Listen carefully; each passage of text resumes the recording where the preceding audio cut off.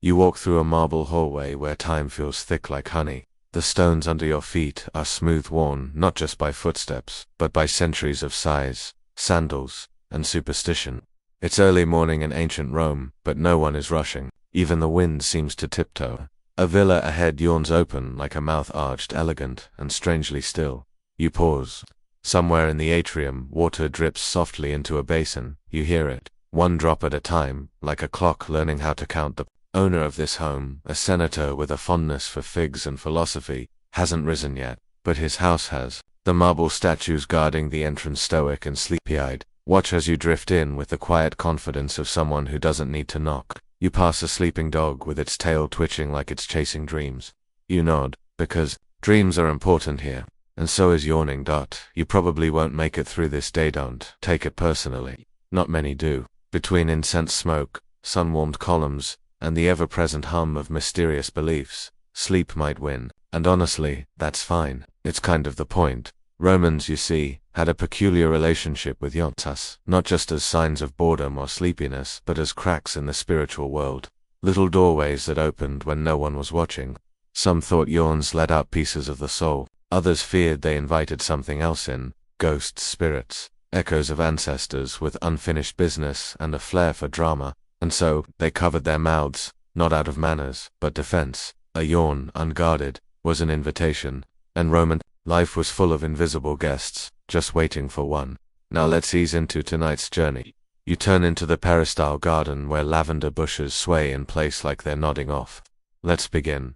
You find yourself sitting beside a fountain shaped like a dolphin. Its stone mouth spits a soft arc of water into a sunlit pool. This is where most Romans would rest in the morning, sipping watered-down wine and letting the dreams drain from their heads. But even as you sit, a breeze brushes past your cheek like a whisper. Was it the wind or someone uninvited? In the Roman world, ghosts weren't things that went boo. They didn't knock paintings off walls or drag chains across marble. They lingered, softly, like a chill that made your wine taste different, or a shadow where no shadow should be. Historians still debate whether Romans truly feared ghosts, or simply respected them out of sleepy caution. The line between honoring the dead and fearing their return was, well, blurry like your vision just before sleep takes over. Yawning, they believed, could trigger these presences. A yawn was a moment of openness, vulnerability. It was like leaving your front door unlocked. During a thunderstorm, and in Rome, thunder always meant something. The ancients would place amulets near their beds to guard against nighttime visitors, not burglars, ghosts. And if someone yawned too often during dinner, they might be asked to leave, not because it was rude, but because it might summon something unwelcome into the house. You stretch your legs and glance at a mosaic showing a dinner party. One of the figures has his hand raised, mouth slightly open. You wonder now, was he speaking, or yawning, and was he alone? Some Romans kept sprigs of rosemary nearby, believing the scent could block wandering souls from entering through an unsuspecting yawn. Others burned laurel and murmured prayers to deities with long, unpronounceable names just in case. The fear wasn't loud. It didn't shout. It breathed softly, just over your shoulder. And now, so do you. You walk past the dining room now, where low couches curve around a bronze table, the kind where guests would recline sideways, balancing grapes between philosophy and gossip. The air smells like olive oil and yesterday's fig tarts. A slave is sweeping silently in the corner, careful not to disturb the morning dust. You're not expected here, and yet no one seems to mind. That's the strange thing about Rome. Everyone's always halfway between waking and watching. Just above the doorframe, etched into the stone, is a phrase, Omnia mutenta nos, et mutamur. In illis everything changes, and we change with it. It's an old saying, older than the villa, maybe older than the idea of Rome itself. The kind of line you'd repeat when trying to fall asleep after too much wine. You rub your temples, not from pain, just from memory. Here's a curious thing. Romans believed that if you yawned too many times in a row, it wasn't tiredness, it was a soul trying to crawl out, slowly, dramatically, like a toga stuck on a nail. Pliny the Elder once wrote that yawns came from a build-up of interior winds needing release. But if those winds carried the wrong kind of energy, like grief or fear, it could leave the body vulnerable. That's why Roman mothers would gently place their hands over a child's mouth when they yawned, not to hush them, to protect them. And if someone died suddenly after yawning, Whispers would bloom across the city like spring poppy. Maybe the ghost didn't leave, maybe it entered, maybe it just needed a mouth. So much of Roman life was shaped by what couldn't be seen, from gods hiding in tree bark to spirits swimming. In dreams you breathe deeply. The breeze carries a hint of basil and burnt offering. Somewhere a priest is sneezing. That used to mean bad luck. Unless it was a left-handed sneeze on a holy day, then it meant a wedding. Nothing is simple here, not even air. You wander into the sleeping quarters, where faded frescoes line the walls like dreams, trying to remember themselves. The paint is chip treads turned to rose, gold's dulled to dust, but the stories still whisper if you lean close enough. A woman dances with a lyre, a man yawns beneath a star. Behind him something watches. You blink. It's probably just a crack in the wall. The bed is low, stuffed with straw and memories. You sit. The blanket smells like crushed violets and clay. This is where the Romans feared the night the most. Not because of the dark, but because of what the dark might bring with it. They called them Lemures, restless spirits who hadn't been properly buried or properly honored. On certain nights in May, families would walk barefoot at midnight, tossing black beans over their shoulders to ward them off. Why beans? No one really knows. But apparently, ghosts love legumes. Yawning before bed was especially risky. To let your mouth open wide beneath the moon was to say, "I'm ready." And no Roman wanted to say that to a spirit. So instead, they'd hum quiet little throat songs to keep the air moving, to keep their mouths closed, to keep the ghost confused. And if they felt watched, they'd place a sandal by the door, soul up, a sign to the dead that they were already claimed, that this room, this body, this sleep pit, wasn't empty. You lie back now, head resting where 1,000 other heads have probably rested before. You can almost feel their sighs sinking through the linen. Everything is still, even your thoughts. Slow down. One breath, then another, and somewhere, far beyond the curtains, someone yawns. Or was that you? You step outside into a courtyard where the sun has softened to a gold mist. It's warm without being loud, and the air smells like dust and olives. A vine crawls lazily along a colonnade, wrapping itself around stone like a cat, claiming a lap. Someone left a half-eaten pomegranate on a windowsill. It's starting to glisten in the heat, red seeds like tiny rubies sweating secrets. In these in-between places between rooms, between thoughts, the Romans felt most vulnerable to spirit. These transitional spaces were believed to be doorways, not just for people, but for whatever else might be passing through. That's why yawning in a courtyard, they thought, was a kind of gamble. You never really knew what might slip in on the breeze when your mouth opened to the sky. To protect themselves, some Romans wore small amulets made of gold, leather, or wax. Inside might be a charm, a prayer, or a fingernail. Not always theirs. The point was mystery. The soul, they said, liked privacy. The ghosts, they warned, did not. Scholars still argue over whether these talismans actually worked. But then again, no one has ever interviewed a ghost with a notebook. You pass a young servant arranging figs in a bowl. She glances up, yawns once, then quickly knocks on wood, twice, a habit perhaps, or something her grandmother taught her. Old rituals hang in this city like laundry, fluttering, fading, still full of scent. You're not sure what you believe, but you find yourself clenching your jaw when the breeze tickles your throat. Maybe it's nothing, maybe it's wind, or maybe it's the weight of old stories pressing their fingers to your lips, just in case. Now you're in a small temple tucked behind a wall of ivy, where the floor smells faintly of wax and citrus. Candles burn in silence, flickering like nervous thoughts. You're the only one here unless you count the statues. And the statues count everyone. The god of thresholds, Janus, stares at you with two faces, one looking forward, one looking back. Romans prayed to him before they stepped into new places, or old places with new shadows. It said he could see both the past and the future, but not the present. Maybe that's why yawning unsettled the Romans so deeply. It was a present moment you couldn't control, an act your body did without permission, a thing that might open a door when no one was ready to walk through it. Some priests believed that yawns were divine messages, that the gods, bored of incense and goat sacrifices, sent them as reminders. Hey, you're mortal, pay attention. So they'd record them. Yes, seriously. The consul yawned thrice during the oration. Unclear. Historians today wonder if these records meant anything, or if some poor assistant was just trying to look busy. One scroll even mentions a ghost who whispered jokes into people's ears at night, causing uncontrollable yawns during the Senate. That scroll ends abruptly. The rest was probably yawned away. You light a small oil lamp and place it on a stone altar just in case. The flame dances once, then settles. Somewhere behind you a pigeon coughs, or maybe it's laughing. Yawns, in the Roman mind, were interruptions, sudden slips into liminal space. That moment between inhale and exhale where anything could arrive, spirit, thought, or sleep. You close your eyes. It's all the same here. You find yourself wandering down a narrow Roman alley, now so narrow. In fact, you can stretch your arms and brush both walls at once. The stone is warm, holding on to sunlight like an old memory. Bits of straw and crushed grapeskins litter the path. Somewhere a dog yawns deeply, the kind of yawn that makes its whole body shiver, then shake it off like water. In Rome, people whispered about dogs yawning at night. It meant they'd seen something, not a thief, not a rat, something colder. Dogs, they said, could see ghosts, especially the black ones with one white paw. If a dog yawned 3 times in a row, you were supposed to spit over your left shoulder and whisper the name of someone you missed. Not someone you loved, someone you missed. Subtle difference.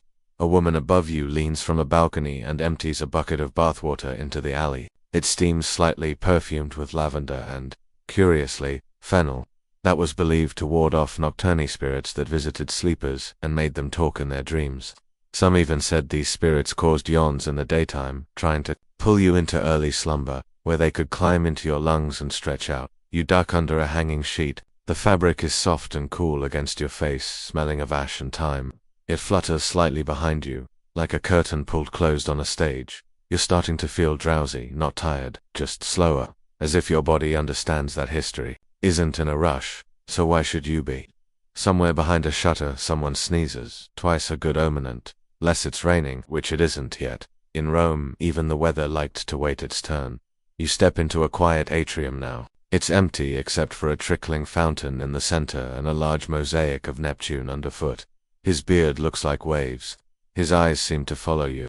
There's a plate of leftover olives by the fountain. A cat pretends not to notice you, while helping itself to one. The air here feels thicker, almost reverent. This house belonged to someone important, perhaps a priest, or a philosopher, or someone who liked to pretend to be both. A scroll lies half enrolled on a pedestal. You scan it lazily. It's a dream log. Lines of tight handwriting, noting yawns and sleepwalks, and one entry that reads, "Woke with sandal missing. Soul possibly borrowed. Returned before breakfast." Romans were serious about dreams, but they were oddly serious about sleepwalking too.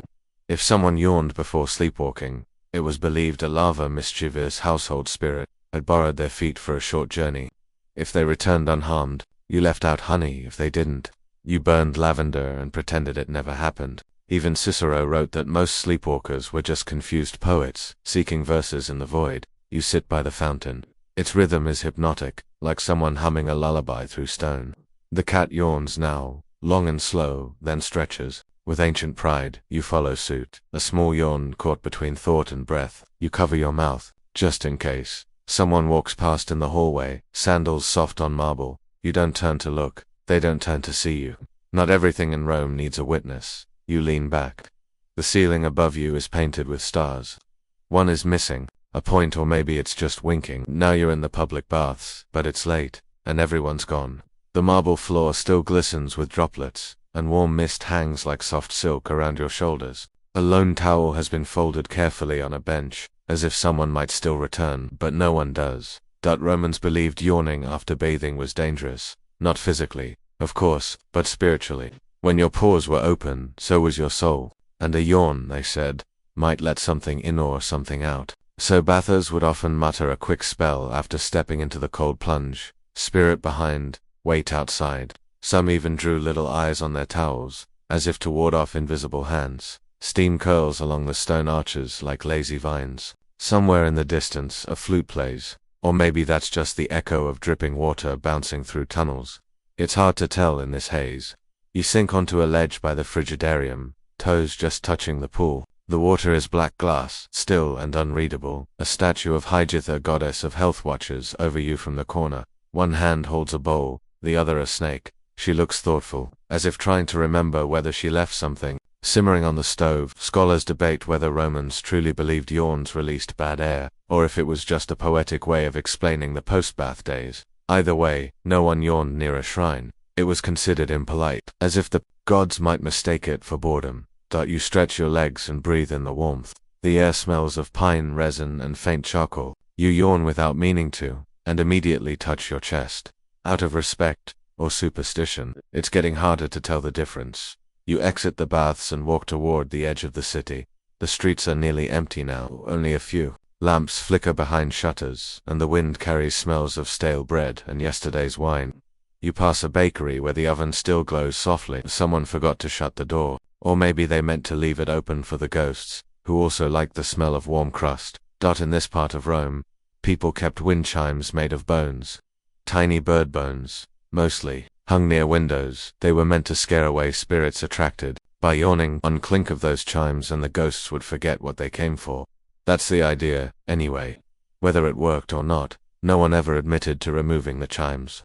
Better safe than spiritually rented. You reach a small shrine. On the side of the road, it's made of red stone with a carved face to warn to identify. Someone's left an offering, a piece of cheese, a smooth stone, and a folded note. You don't read it. The wind does instead, lifting one corner and flapping it softly, like a heartbeat. Yawning here feels different, less dangerous somehow, more accepted. Out in the open air, beneath a sky drowsy with stars, a yawn feels like a bridge rather than a breach. Maybe the Romans believed that too. Maybe that's why travelers yawned intentionally before long journeys, as if to announce, I'm open to the road, even if something else walks with me. A crow calls once from the gatepost. You look up. It yawns too. Or maybe it just doesn't like you. The gate creaks open. The road hums quietly, and you walk on into darker dreams. You're walking along the Appian Way now, where the stones are smooth from centuries of sandals, wheels, and wandering thoughts. The moon has risen, low and golden, lighting your path like a soft, sleepy spotlight. Olive trees line the road, their gnarled branches curling like old fingers gesturing you onward. Somewhere in the distance, a night owl hoots not as a warning, but as a yawn with wings. Roman travelers often yawned deliberately before crossing certain thresholds. Gates, temples, crossroads, especially crossroads. Those were believed to be thin places, where the world of the living briefly brushed against the world of dreams. Yawning there, they said, could confuse any passing spirit into thinking you were already asleep, already gone. Some wore small charms shaped like open mouths. Others simply muttered a joke to themselves. Anything to keep the soul snug inside. Donkey cart creaks by, empty and slow, its driver fast asleep with the reins looped gently through his fingers. You wave lazily. The donkey does not wave back, but it does blink, which is almost the same thing. It disappears around the bend without a sound. The road curves past a cluster of tombs, all lovingly carved and covered in ivy. You pause in front of one shaped like a bed. Someone rests there still, presumably. Romans often styled graves after bedrooms, believing that death, like sleep, was a temporary visit, and like all good naps, it deserved a comfortable setting, and a little peace and quiet. You yawn again. A real one, this time, slow, full, and unfussed. No ghosts leap out, no spirits whisper, just the night, unfolding like a scroll under the stars. You find yourself at a villa now empty, forgotten, but beautifully preserved by time and moonlight. The gate is open. You step inside. The garden is overgrown, but soft, like a green blanket pulled too high. A fountain burbles in the distance, surrounded by stone benches and lazy shadows. Inside the villa, the walls are still painted faded blues and reds, telling stories no one remembers. A mosaic in the entryway shows a figure yawning while holding a lyre. Scholars argue whether it's Apollo midsong or just a musician having a long day. Either way, it's oddly comforting. In the atrium, a couch still holds the shape of a seated philosopher. Not literally, just worn enough to imagine someone still there, head tilted, eyes half closed, explaining the virtues of warm milk and afternoon naps. You lie down, just to see how it feels. It feels exactly like you'd hoped. Dusty, ancient, oddly familiar. Romans believed yawning while listening to philosophy wasn't rude. It was a compliment, a sign the soul was loosening, opening, ready to absorb truths. So next time you feel yourself drifting during a lecture, remember, you're just being historically respectful. A breeze moves through the villa now, lifting a curtain you hadn't noticed. Behind it, a small study with scrolls piled like sleeping cats. You don't read any of them, but one has a title written in faded ink on the dreams that visit while awake. You touch the edge, then pull away. Better not wake the scroll. Outside, the wind picks up again. Not cold, just present. The kind of breeze that's probably been circling the villa since the last emperor yawned. You're standing in the villa's kitchen now, where the scent of old olive oil still clings to the clay walls. A stack of bread ovens sleeps along one side, their mouths wide open like yawning giants. One amphora lies tipped on its side, long since emptied of whatever wine or vinegar once sloshed inside. A tiny gecko skitters across the floor. Even it seems drowsy tonight. The cook of this house, long gone now, was rumored to yawn before tasting each dish, not out of boredom but ritual. Romans believed that the moment right before tasting was sacred, when the senses stood on tiptoe. A yawn was thought to cleanse the tongue, clear the air, invite inspiration, or at the very least, ward off choking on a grape. You sit on a stone stool, brushing off dust that immediately returns. Someone has carved a poem into the wall above. The hearth. The letters are soft with age. Feed the body, let the soul nap. Wise words, possibly written by someone after one too many cups of spiced wine and a roasted dormouse. Still, not wrong. The kitchen door swings open in the breeze. You step outside again, now into a small orchard. Figs, mostly. Their leaves huge and floppy, like forgotten togas. A yawn slips out again, and you pause. Somewhere nearby you hear another yawn echo. You wait. Nothing. Perhaps the trees are mimicking you. Ancient Romans sometimes whispered their worries into fig leaves, then yawned as they buried them. It was a practice of letting go. Scholars call it symbolic. You might call it sleepy gardening. Either way, there's a fig leaf in your hand now, and the dirt is soft. And if anything listens from below, it doesn't speak tonight. The moon has nearly crossed the sky, and your path takes you toward the edge of the city again, or perhaps for the first time. You're back where you began, yet everything feels slower now, quieter, the kind of quiet that wraps itself around your ankles and gently tugs you toward stillness. You find a bench shaped like a lion, not roaring, just reclining, as if it too has decided tonight's troubles can wait till tomorrow. You sit. The stone is cool but not unkind. Someone has etched small lines into the surface, rows of yawning faces, like little ghosts mid-story. Nearby a child's toy an ivory spinning, toe pressed in a crevice of the stone. No child in sight, perhaps long gone, or perhaps it belonged to the lion. It's not the oddest theory tonight. Romans had a superstition about children's yawns. It was said that if you didn't cover the child's mouth fast enough, a small, wandering spirit might slip in and whisper dreams not meant for them. So parents waved lavender branches over their babies, or rang tiny bells beside the cradle. One lullaby even ended with the line, "Yawn, little bird, but keep your wings closed." Poetic and mildly alarming. The wind shifts and you smell laurel and dust and something faintly sweet like honey left too long on a plate. You close your eyes, just for a moment, but the moment keeps stretching, like a cat arching its back. You hear one more yawn. It might be your own. It might not be. And as the lion bench holds you still, the city of Rome finally exhales. The stars are softer now.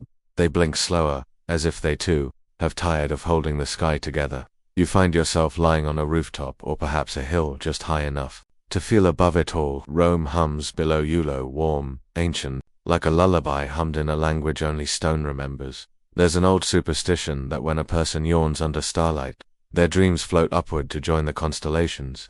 That somewhere out there, above the 7 hills, a yawn once turned into a star. Probably not true, but tonight, you want to believe it. A sleepy cat tiptoes past your feet. It glances at you, yawns the longest yawn you've ever seen, and continues into the night without comment. Cats, like Romans, believe nothing is urgent unless it's dinner, or ghosts, and dinner is over. You lie still. The tiles beneath you radiate heat from the sun they stored earlier. A whisper of wind brushes your cheek. Someone is burning herbs. Far away, perhaps a temple closing for the night. Or someone simply hoping the gods are still listening. Or maybe it's just lavender, left on a windowsill too long. The scholars never quite agreed on why Romans cared so much about yawns. It fear of ghosts, or awe of the body's involuntary magic? Was it superstition, or the slow recognition that something unseen was always nearby, reaching out with invisible fingers and drawing breath? You don't know. But here, at the edge of the story, your breathing has matched the city's. Long in, longer out, and the ghosts, if they're real, must be yawning too, lulled into silence by the soft heartbeat of Rome. Asleep, you wake if you ever truly slept to the sound of someone sweeping. The soft whisk of a reed broom over sandstone, no footsteps, just the slow hush-hush rhythm of someone coaxing dust into neat little piles. You don't move, you only listen. It's oddly calming, like someone tidying the edges of your dreams. The Romans believed sweeping at night could disturb resting spirits, So this must be a rebel, or perhaps a ghost janitor. Either way, the stars are still out, and you remain stretched out on this high place, half sleeping, half story.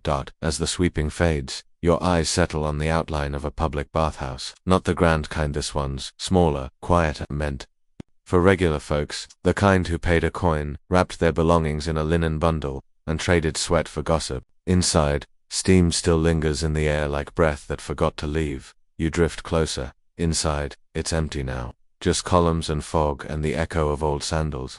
You step onto the tiles, slippery with memory. A towel has been left behind. On a marble bench, still damp, odd, the Romans believed steam could carry voices from the underworld, so sometimes they yawned in bathhouses to ward off any spirits hiding in the mist. A protective reflex, like stretching your arms before facing a nosy neighbor. There's a faded mosaic here of a man yawning, his mouth wide, his eyes closed, his toes turned out like he's already halfway to the afterlife. A caption under him reads, "Clean in body, empty in thought." Seems like you're exactly where you're meant to be. Beyond the bathhouse, your path bends toward a quiet garden. Not a grand Roman peristyle with fountains and statues, but something humbler. The kind of garden where vegetables used to grow, and neighbors once argued over fennel. The gate creaks. The air smells of rosemary and wet earth. You pass rows of empty planting beds, some still shaped in perfect rectangles. One patch holds nothing but parsley, defiantly green under the moonlight. You reach down. It smells oddly like bedtime tea. Romans believed parsley was sacred too. Persephone, the goddess of the underworld, and to yawn near parsley was to invite either a dream or a forgotten memory. No one really agreed which, but no one planted parsley next to their bed, just in case. There's a wooden bench under a cypress tree. Someone's left a folded tunic there, as if they stepped away for a moment maybe to check on the beans and never came back. It's been bleached by moonlight and time. A spider lives in its folds now, spinning silk like a lullaby. You sit, the bench sighs. Or maybe you do. The night carries on around you with the confidence of someone who knows exactly where it's going and doesn't need your help getting there. You feel a yawn creeping up your throat. You let it come, slowly, gently, like an offering to the garden. A soft goodbye to parsley and silence and whatever unspoken thing lingers in the air. Somewhere in the distance, an owl calls once, then decides it isn't worth it, and the night deepens. Now imagine you're walking along a narrow alley near the Forum, just as the sun prepares to stretch its fingers across the rooftops, but it hasn't yet. Everything remains wrapped in soft indigo. You can hear the faint murmur of a distant fountain and the occasional scratch of stylus on wax tablets. Even scribes get up early in this city. You brush against a wall of ivy. A dew-laden leaf sticks to your tunic. Somewhere above you, laundry lines sway ever so slightly, whispering secrets in their cotton tongues. Someone forgot to bring in a bedsheet last night, and it dances now like a sleepy ghost caught mid-curtsy. The street is lined with doorways. Most are shut, but one is open just barely. A cracked wooden door with iron hinges, leading to what looks like a small apothecary. The shelves inside glimmer faintly with vials and amphorae. A bronze scale balances nothing but dust. You peer in. The Romans believed certain herbs could catch wandering souls. That time, for instance, placed under a pillow could attract good dreams or repel bad ones. Depending on which philosopher you asked and how much wine they'd had. You spot a jar labeled Somnus Herba, sleep herb, probably valerian, possibly wishful thinking. You take nothing, just the memory of that jar with its faded lettering, and the smell of something sharp and sleepy curling in the air. You close the door, softly behind you, and continue on. The street leads downward, no gently, like a sigh. Your footsteps grow softer as you descend into what feels like the lower belly of the city, here where light barely visits. Old things stay old. A market once stood here, though now it's more of a memory held up by leaning stone walls and determined rats. You pass what was once a fig seller's stall. A wooden crate lies overturned beside it, its contents long gone, save for one dried fig shriveled into the shape of a sleeping ear. You imagine the seller yawned once too often and turned into fruit. Stranger things have happened in these alleys. The air is damp and slightly sweet, not unpleasant. It smells of moss, olive pits, and wet clay. Somewhere behind a shutter, someone stirs a pot. It bubbles like a lullaby. A stray dog eyes you lazily from a doorstep. His ears twitch, then settle. You sit beside him without asking. He doesn't mind. You yawn, he yawns. It's contagious, even across centuries. Romans believed dogs could see ghosts before humans could, and that when a dog yawned near you, it might be reacting to a spirit passing by. You glance around. Nothing, just stillness. The kind that wraps around you like a warm cloak. You close your eyes for a moment. When you open them, the dog is gone. Or maybe you are. Eventually, the path curves again, drawing you upward, this time slowly, as if Rome itself is helping you climb, hand by hand, breath by breath. The rooftops stretch ahead, and in the distance, the edge of the Tiber glimmers like an old mirror, cracked and golden. You reach a terrace no one seems to own. Vines claim the railings. An overturned amphora rests in the corner, collecting moonlight and dust. You sit beside it and let your fingers trail through the ancient dusts off like flour, like time ground down to its gentlest form. There's an inscription carved into the stone wall here, not Latin, something older, possibly Etruscan, possibly gibberish. Scholars still debate its meaning. Some say it's a love poem, others insist it's just a laundry list with extra flair. You like the first theory better. From here, the city is a mosaic. Chimneys, domes, and tangled laundry lines, stitched together by shadows.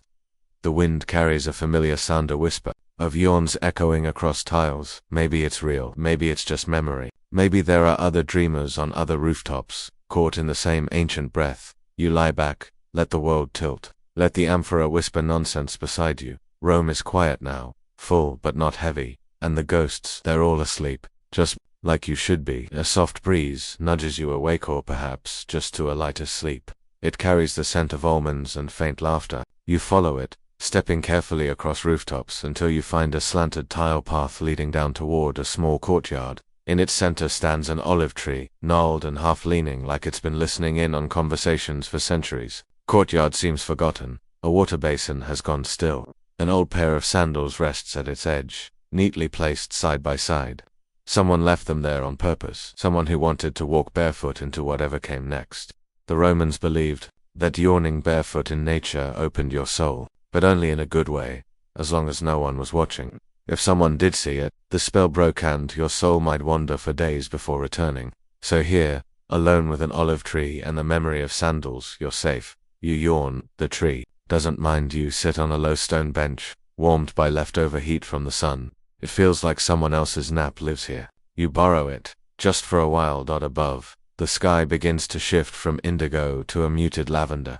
That hour when dreams and daylight politely nod to each other in passing, and still no one speaks. Time has started to feel less like a line and more like a puddle. You don't walk so much as wander. You drift through doorways, past shuttered windows, and across crumbling mosaics where dolphins leap forever. Mid-air and mid-century.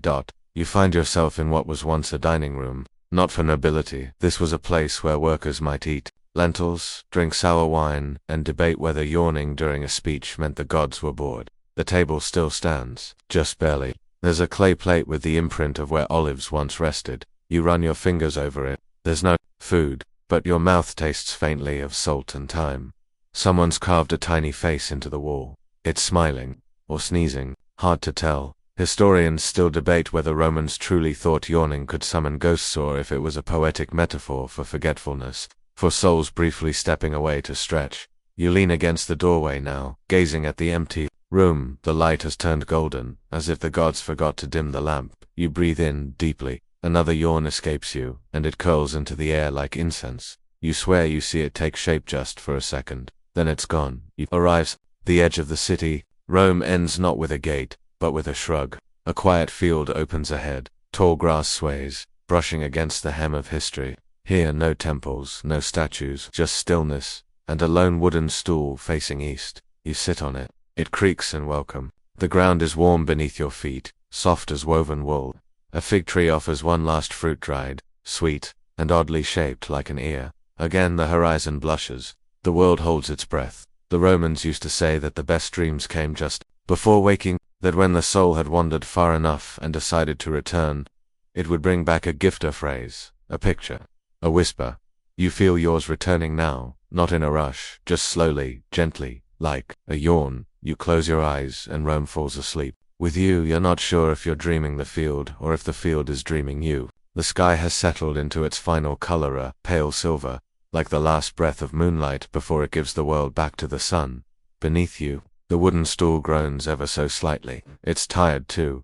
You can hear your own breathing now, not loud, just enough to remind you that you're still here, that your feet are still pressing softly into the ancient soil of Rome's forgotten edge. A cool breeze dances through the tall grass, bending it like old prayers. You watch it sway, and it reminds you of the murmurs in the baths, of curtains swaying in sleepy villas, of grandmothers stirring pots full of herbs meant to stop dreams from wandering too far. Somewhere, a bird gives one last note off key, and, honest, you feel a presence behind you, but not in a frightening way, more like a memory standing up to stretch. Perhaps it's your own soul, returning from wherever it had drifted, carrying with it a few strange Roman beliefs, a aftertaste, and a story about yarns that may never have been true. You stand slowly, you stretch your arms overhead, and you guessed it, to yawn. The wind yawns back, and Rome disappears. Not in a dramatic crumble, just gently like dust returning to its whisper. Now you're walking through what used to be a market, but at this hour it's something else entirely. The stalls are empty. The woven baskets are folded flat like sleeping hands. Even the grapes left behind seem to have nodded off, clustered together like a tiny family of dreams. The lamps are still lit, not for customers, but for memory. They flicker against the wood, against the dust, against time itself. Rome, it turns out, doesn't extinguish its lights, it just lets them fade politely. You brush your fingers across a stack of old clay pots. No one stops you. No one is here. Just one broken amphora with a fig leaf etched into the side. You smile, remembering the sleepy man from earlier who believed fig leaves warded off ghosts. He'd probably say it worked. In the distance, a door creaks once, then doesn't bother again. The entire city is practicing stillness like it's a sacred art. You follow it naturally. A little further on, you find the ancient library, or what's left of it. The roof has mostly disappeared into the stars, but a few scrolls remain on tilted wooden shelves, bundled tightly with ribbon and faith. You step inside. The air is thick with sleep and ink and forgotten intentions. There's a scroll resting half open on a bench, as if the last reader simply got too tired to finish and left it there. You sit beside it. It smells faintly of olive oil and thyme. You read a line or two, something about the etiquette of silent yawning at public banquets. It's absurd. It's lovely. It's enough. You yawn. The scroll flutters a little, like it agrees. The moon is directly overhead now, which means it's nowhere in particular. Light pools around your feet like milk spilled across cobblestones. You step carefully, not because of the stones but because of the quiet. It feels like someone's sleeping just beneath the surface of everything, and you don't want to wake them. You come across a fountain again, but not the lion one. This one has turtles, 4 of them, perfectly still, balancing the bowl of water on their backs like ancient waiters with no plans to quit. You sit beside them. You could stay here.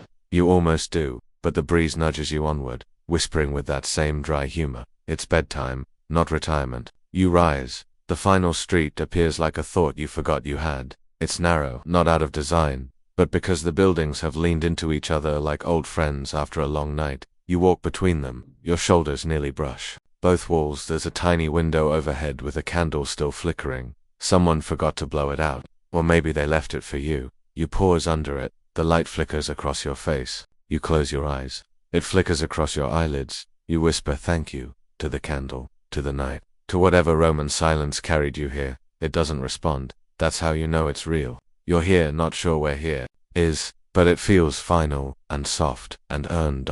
It's a courtyard, circular, empty, that the stones are warm from memory. The air doesn't move anymore. Even the stars have stopped watching. There's a wooden chair. You sit. You hear nothing but your own pulse, and even that sounds distant. And then, like the very first line of a bedtime story, you hear a voice, soft, faint, telling you the whole story of Rome again, but slower, sleepier, in a tongue you've never heard but somehow understand. It's your own voice telling yourself to rest. The story ends, not with a sentence, not with a grand moment, but with the silence that comes when no more needs to be said.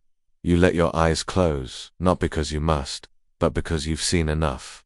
And whatever was waiting, ghost, emperor, old fig leaf lover, it lets go of you gently. Your hands grow heavier, your breath settles. You forget the names, the streets, the odd laws about yawning. All that remains is the feel of warm stone under you, and the sense that someone tucked you in without you noticing. Rome is gone now. You are not, you're just asleep. But even dreams have corners, and yours wanders gently back. To that sleepy man and his fig leaf. To that scroll with etiquette instructions for ancient yawns. To the turtle fountain. To the feeling of brushing past stone walls in a city that refused to rush. You remember how quiet Rome was, not because it lacked sound, but because it respected tired people. You wonder if that's the secret. To history. To sleep. To peace. Respecting the tired. There's no more story now, only you, and the long hush that follows after good storytelling. You imagine the wax on the candle finally softening into stillness. You imagine the lion fountain going quiet. You imagine every Roman ghost finally agreeing, all right, let's rest. You don't move, not even to shift your blanket. The silence holds you like linen sheets, and if you're still here, still awake, it's okay. You made it to the edge of ancient sleep. You wandered, Rome without footsteps.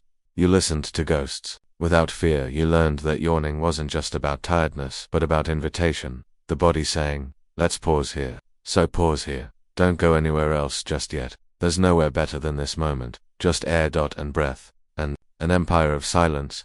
Let your breath slow, let your limbs forget the day. You're not in a bed anymore. You're in the center of something timeless. The story is over, but the quiet keeps going. Like water over stone. Like light over old walls. Like dreams over closed eyes. You can stay here, and you will until sleep catches you fully, without effort. And if you're still here, still hovering on the soft edge between waking and sleep, don't worry.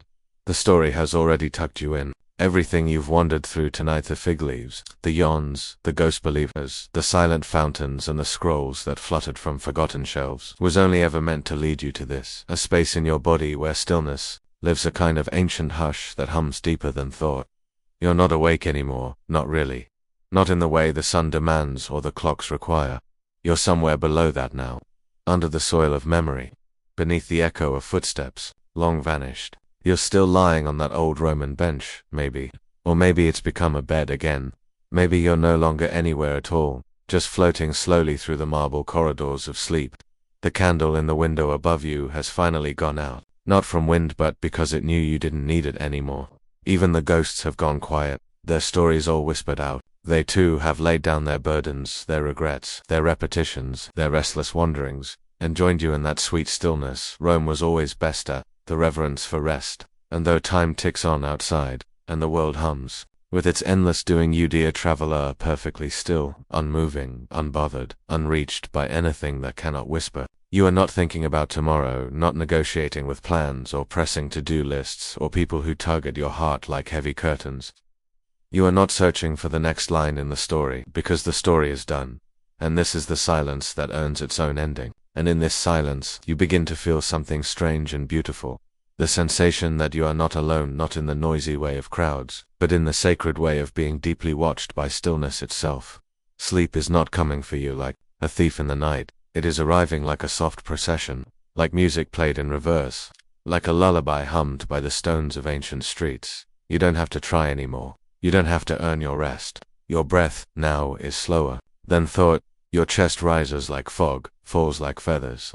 Even your bones feel quieter, as if they're sinking gently into the earth's old exhale. And in this quiet, you start to remember things you never learned. How silence can speak more clearly than words. How stillness can love you. How a story once finished can become a home. The streets of Rome are no longer around you. They are inside you, their warmth, their age, their ghosts that never frightened you.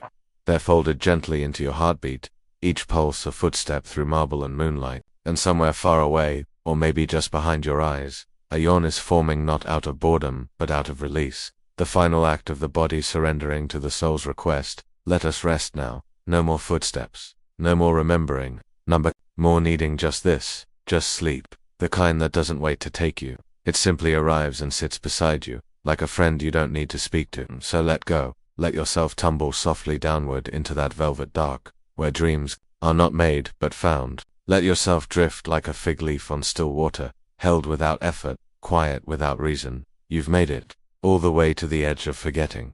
The safest part of night. The sacred heart of slowness. Let the world carry on. Let the stories wait. Let the light rest its eyes.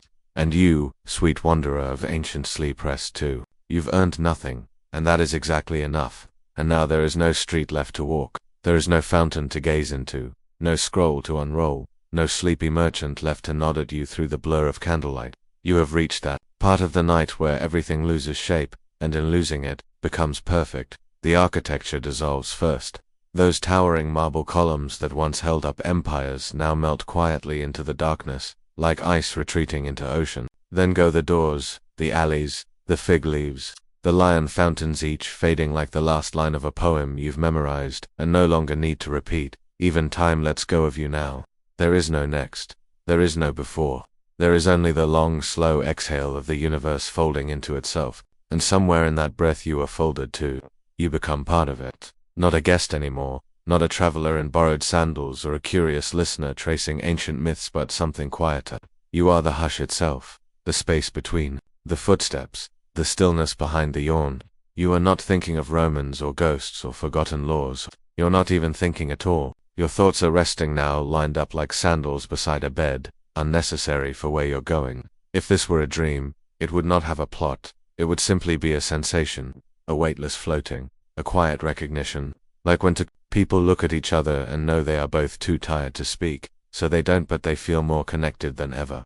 That is what's happening now, between you and the night, between you and the unseen, between you and the silence that has been patiently waiting since the first stone of Rome was placed by candlelight, and that silence wraps around you now like an old robe, heavy, familiar, kind. It asks nothing, it only offers, and what it offers is this: sleep with no sharp corners, rest with no deadline, peace with no proof. Let your breath disappear into rhythm. Let your skin forget it belongs to form. Let your soul tucked softly into the folds of this gentle forgetting float, into the place that even Rome couldn't conquer, the place where nothing is asked of you, a place where everything stops humming, stops holding on, stops needing to make sense. It's not dark here, not really, it's just finished, completed, closed like a scroll, full like a dream that wrote itself and then fell asleep. And so do you. You fall, but not fast.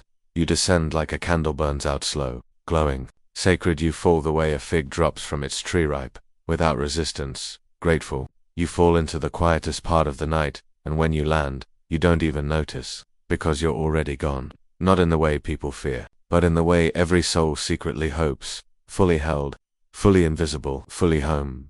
And if the story still breathes, and maybe it does, then its breath is shallow now, like yours, barely stirring the leaves, barely pressing against the air. Everything has softened. Even the ghosts you once passed, even the marble beneath your steps, have given way to the great blur of not. There's no more plot to follow, no more names to remember, no emperors to explain or scrolls to dust off. All of that folded itself into the quiet hours ago, like laundry before a storm. Now there is only texture, only sensation, like linen, against your skin, like wind curling through your fingers that don't need to move anymore. This is the part of sleep no one can describe, because it's not sleep, yet it's the moment just before. That sacred pause, that ancient breath, that space between candle and darkness, between presence and release. Even your heartbeat, steady, as a priest's chant, begins to echo not through your chest, but outward like it belongs to the room itself. And maybe it does. Maybe the breath in your lungs is borrowed from the same sky that once hung over the Roman Forum, gentle and starless. Maybe the way you curl into your pillow now is how a lion once curled under a fig tree after a long afternoon of nothing. Maybe that lion is still dreaming. Maybe you are. You won't need to decide. That's the grace of this moment. It doesn't need your clarity, just your permission. So give it. Let go again. Let the last threads of thought dissolve. Let the last symbols fall off the map. No more need for memory or meaning. No more wondering how it ends. The end isn't coming. It already passed you somewhere back there, in a whisper, in a yawn, in the blink between street corners. You missed it, because you were already at rest. And that's the most beautiful kind of ending, the one that finishes so gently. Even though you're free, you are. You've crossed the threshold. You've become part of the story's silence, and that silence holds you like a cradle made of shadows, like a lullaby carved into stone, like the dream that follows the last word. You're not walking anymore, you're drifting now. Not through streets, not through ruins, not even through dreams, but through the space in between, the space that has no texture, no time, no destination. It's the part of the night that belongs to no one, and so it belongs to you completely. If Rome had a lullaby, it would be humming now, not with melody, but with weight, the weight of all things remembered, and no longer needed. You feel it not as pressure, but as peace, like finally putting down a book you've been carrying for years. The words inside you no longer rush. They no longer describe or explain. They simply dissolve into quiet. Even your bones seem to know there is nothing left to hold up. They settle, like old stones in a riverbed that hasn't seen water in decades, still, certain, ready. The ghosts, those gentle, yawning ghosts, have stopped watching you now. Not because they're gone, but because they trust you've arrived. Where that's not the question anymore, where only matters when you're still trying to get somewhere. But here, in this velvet nowhere, even questions rest. You've joined the ranks of sleepers who once stood beneath Roman arches, who once whispered under moonlit aqueducts, who once yawned beside fig trees and never felt afraid of disappearing. And maybe that's the most Roman thing of all, not the empire, not the glory, not the maps carved into marble, but the surrender, the simple, complete surrender to the night, to rest, to becoming part of the architecture of silence. And as you do, the world folds its edges around you. The air gets thicker, not heavy, but full, like being underwater in a memory. And from somewhere far, far away, a place no historian has ever written down, there's a sound. Maybe a breeze, maybe a voice, maybe just the soft exhale of your soul finding a place to lie down. You don't follow it, you don't name it, you just trust it. And in that trust you vanish softly into the sleep the world has always promised you. And now even language starts to forget itself. Not because it's failing, but because it's finally fulfilled its purpose. It led you here. It softened your spine, slowed your heart, calmed the quiet panic you didn't even know you were holding in your chest. Words have done their part. Now they step back. They loosen their grip. And in their place comes something gentler. The rhythm of nothing. Of warmth without heat. Of silence that isn't empty but full of soft meaning you don't need to name. This is what the ancients knew but never said out loud. That beyond the columns, beyond the scrolls and stories and myths, there's something purer, a kind of forgetting that isn't loss, but relief. You feel it now, in your shoulders, in your jaw, in the way your eyes have stopped wanting to stay open. You're not tired, you're returned. Returned to something before you were ever asked to carry names or meanings. The streets you wandered earlier no longer exist in geography, they exist in texture, in breath, in a kind of spatial memory, only your soul knows how to access. Remember the olive vendor with the sleepy dog. He's not real anymore, but somehow you still feel the weight of that silence, the curve of that bowl, the warmth of that imagined sun. It was never about facts, it was always about feeling. History, in the end, is just emotional cartography, a soft map of all the things people once feared or loved enough to record, and you've been floating across that map like a whisper across parchment, not disturbing anything, just touching it, just honoring it. And now even the map fades, folds itself up into a scroll you won't be asked to carry, because your journey is not one of distance, it's descent. Descent into softness, into stillness, into the quiet permission to simply not be alert anymore. You are safe, and in that safety you surrender not like a soldier, but like a song giving itself to the wind. Somewhere in the old temples, the candles have all gone out, not with a gasp, but with a sigh, a warm exhale that leaves no smoke, only memory. And now, your memory fades too. Gently, it no longer sorts things by names or time, it sorts by softness, by sensation, by the slow velvet curtain of sleep falling behind your eyes and over your bones.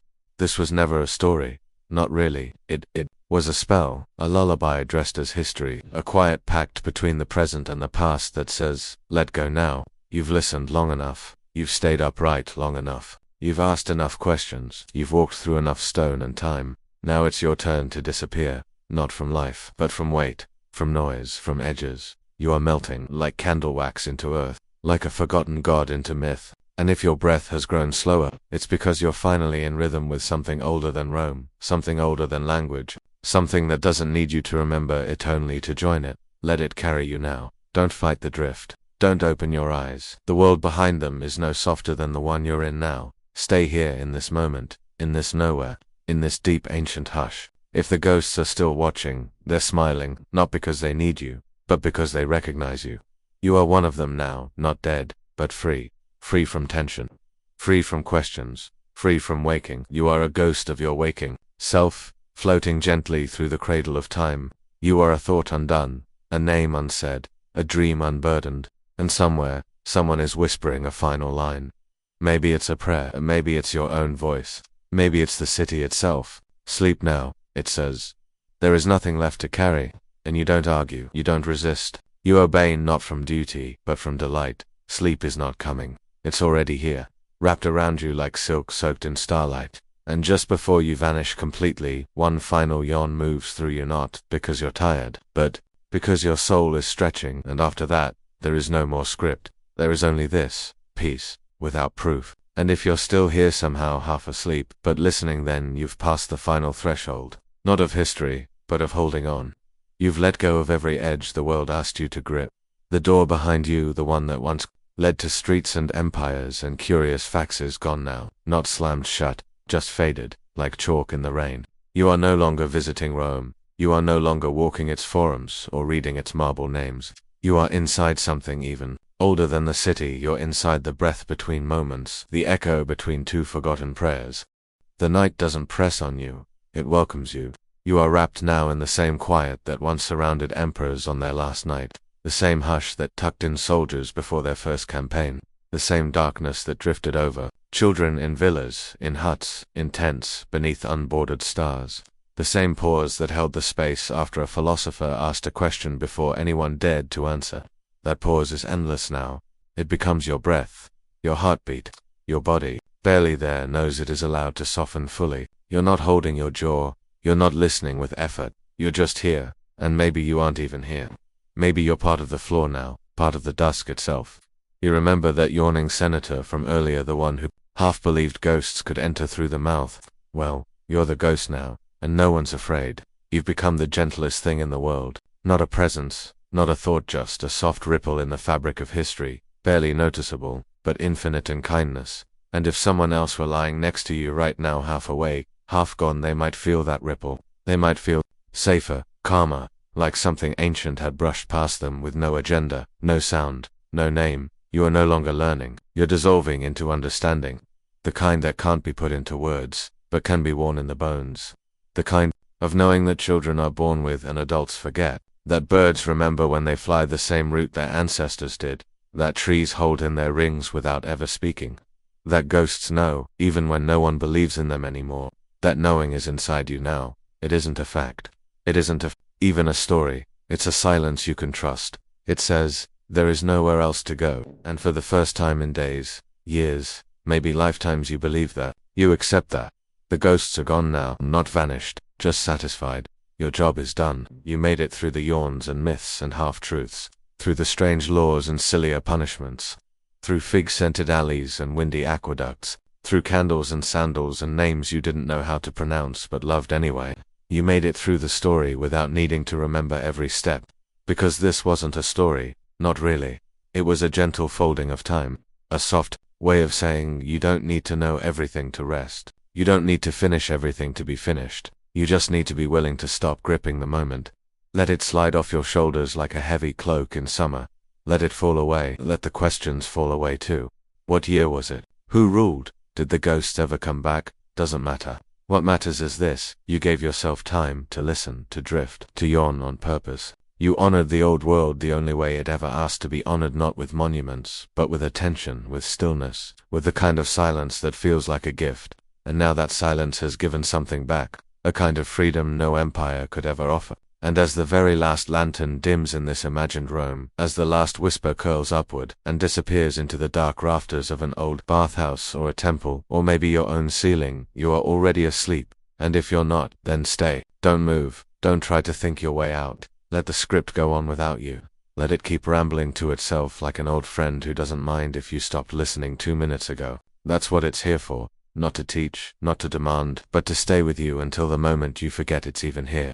Until your breath smooths, until the weight shifts from your eyes to the deep, velvet pocket of your chest, where dreams are folded, and you fall inward, quietly, completely, like Rome, slipping into legend again. And if there were still a window left in this dream, you would see that even the stars have grown quieter. They don't twinkle now. They pulse slowly like a memory you can't fully place. You might wonder where you are in all this. Are you still in a Roman villa, curled beneath a linen sheet? Or have you drifted to some timeless cavern where only feelings live? It doesn't matter. Place no longer has walls. Time no longer has edges. There is only softness now. Only this. The kind of nothingness you didn't know could hold you so gently.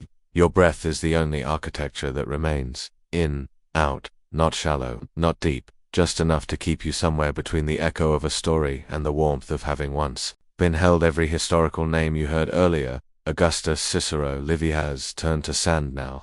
Not because they were forgotten, but because they've been honored, remembered not in detail, but in essence. Their stories didn't end, they just faded into usefulness, and now yours does too. Not your life, but the part that keeps trying to stay awake for no reason.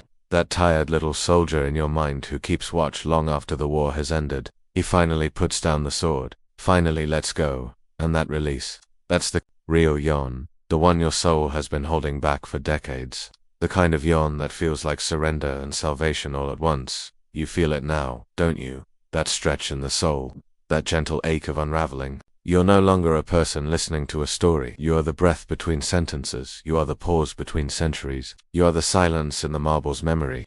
And even the ghosts those weary watchers have stopped watching, not because they left, but because they trust you now. They know you'll carry their peace with you. Or maybe you won't carry anything. Maybe you'll just dissolve into the very thing they've been whispering about for thousands of years. Not death, not forgetting, but gentleness. The kind of sacred stillness that can only be earned when you no longer need to prove you're awake. That's where you are now, in that hush. In that hush that once fell across the Tiber when all the markets closed. That hush that wrapped around statues when the last priest whispered his final prayer. That hush that touched a young Roman mother's cheek as she rocked her baby under the stars, and said nothing because nothing needed to be said. That hush is your blanket now. And it doesn't ask anything of you. Not even sleep. Just stillness. Just permission to be held. And if somehow just barely you are still listening, still catching the thread of this slow descent, then know this, you are not behind, you are not late to sleep, you are exactly on time. The city waited for you, the river held its breath, the ghosts dimmed their lanterns, just so you could arrive here, at this moment, this second, this final unraveling of noise. Everything has slowed to meet you, the stars have stopped racing, the winds have ceased their chants. Even your thoughts, those loyal, overworked messengers, have set down their scrolls. No more messages, no more warnings, no more remembering what you need to do tomorrow. Nothing now but the drift, the sacred drift. That's where you're going. Into the quiet undercurrent beneath every myth. Into the space the gods once walked through barefoot. Into the hush that existed before language. Let yourself go. Not away, but inward. Inward, where the ancient part of you is already curled like a child under the warm breath of the universe. And if you dream tonight, it won't be with pictures, it'll be with feelings, textures, smells, the way lavender felt near the Roman roads, the way stone cooled your skin, the sound of sandals in empty plazas, the way history folded itself around you like a lullaby that wasn't trying to teach but to keep you. And now you're kept. You are inside the story's final pause, the kind that lets you know you don't need to hear the ending, because you became part of it. You are not outside of Rome anymore. You are its exhale, its sigh, its release. And there, in that final sigh, you become something more ancient than Rome, more peaceful than a prayer. You become sleep itself. Not a person falling asleep, but sleep in its purest form, soft, forgiving, without rules, without hours. You stretch across timelines now, quietly. You are the whisper that will lull others. Someday, you are the candle that remembers how the dark feels. You are the marble that breathes when no one is watching. You are the invisible hush in every museum, every ruin, every book opened past midnight. You are the ghost that never needed to be feared, only felt, only understood. You are not listening anymore. You are being held by the very thing that spoke. And in that holding you disappear, not as a loss, but as a gift.